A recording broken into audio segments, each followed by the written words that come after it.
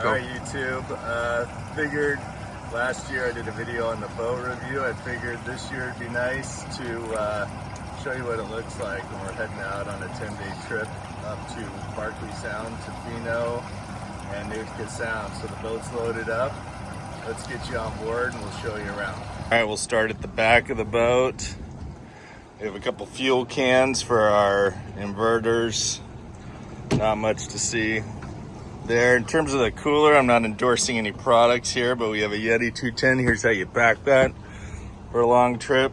There's 80 pounds of block ice in the bottom of it. We'll add a few more bags as the trip goes on, but then as you're drinking your drinks, you can load it with fish. Also do protein shakes in the morning. I don't want to cook before going out, rather just get up, brush teeth, get coffee, and get out and start fishing. So that's a cooler. This thing also works great as a cutting table and a fillet table and anything else you need and to support you in rough seas. There's the inverters, how they fit nice under the rear helm. Got a trash can, another place to hold a fender.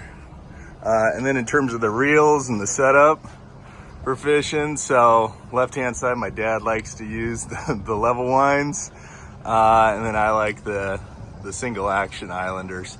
In terms of rods, I started with the Loomis rods on the left, but what I really like are the Lamiglas XCC Quick series. Those things are amazing on the downrigger, but overall those are our setups, and we have a couple halibut rods as well.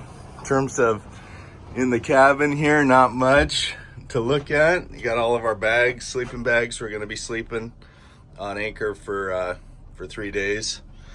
And then in terms of fridge, not much in there, just some things that are gonna stay a while if we have to have lunch, things like that on the boat. So that's it. That's what a 10-day setup looks like. And we'll provide some updates.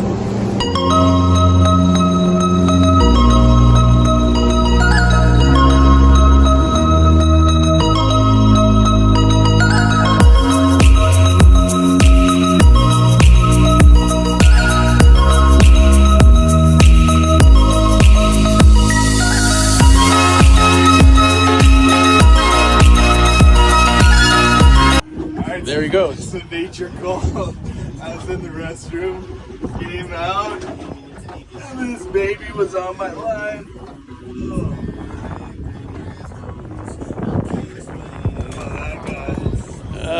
Nice, huh?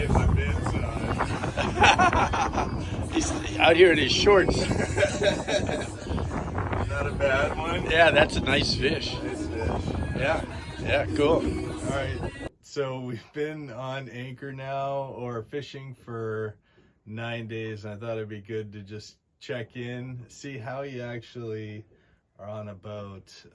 We've been at Barkley Sound, and then we went up to Tofino Marina and Resort, then up to Nootka Sound anchored. Now we're at Barkley Sound. So first of all, I think when I started, I talked about the generator. So here you can see how they hook up, works perfect.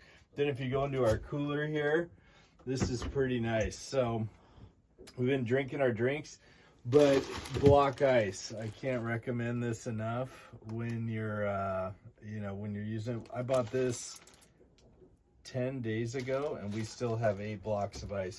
The other thing too is you're packing your fish. They're up in Canada. Let me see if I can find one here real quick. You gotta have the tail, the dorsal, and the adipose fin on your fish if they have it, and they want 1/2 of the fish intact. But we did really good. Another pro tip here, there's a halibut.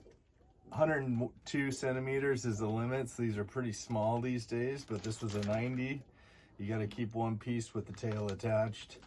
But if you're pro tip, if you're going to be on these long trips, we dropped off a bunch at the cannery so that we can get the possession limit off the boat and keep fishing.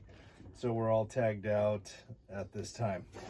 The Blackstone, I mentioned this, works really great for cooking. And then in terms of our our lures that were productive. This was by far the most productive setup of the trip. There's even bite marks on this raspberry Gibbs flasher from Salmon, and then a gold nugget Ouija. This thing has been bent up. There's almost no paint on it. We caught a lot of fish on this. Then the I think it's a morning mist. Don't correct me if I'm wrong. Flasher with a Killy McGee. And then the herring aid with the Green Hornet. And then finally a black with a Killy McGee Ouija as well. Just absolutely amazing. You can see here we have our tackle, keeps it nice when we're on the boat, and easy access. We change out two, I should say, our hooks. Let's find them real quick. The owner Stinger Siwash 3/0, change those out every single day. That's why there's no hooks on these lures at this time. We cleaned up everything, but change those out every single day. The other thing too, when you're on this boat, really nice, you got a garbage here.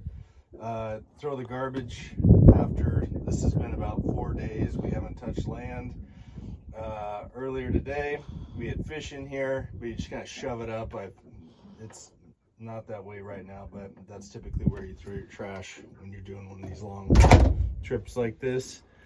And then lastly, I'll take you in to the cabin. And so you can see we have our waders underneath. Got to have a little beverage to celebrate the end of a long trip, but overall the boat lives really well. We do put all of our gear down here during the day, and then when we're sleeping, one person's down there, one is at the table as well. So overall, I'll just pan out here. Just an amazing trip, and we're at Barkley Sound and gonna watch the sunset. Thanks all, bye.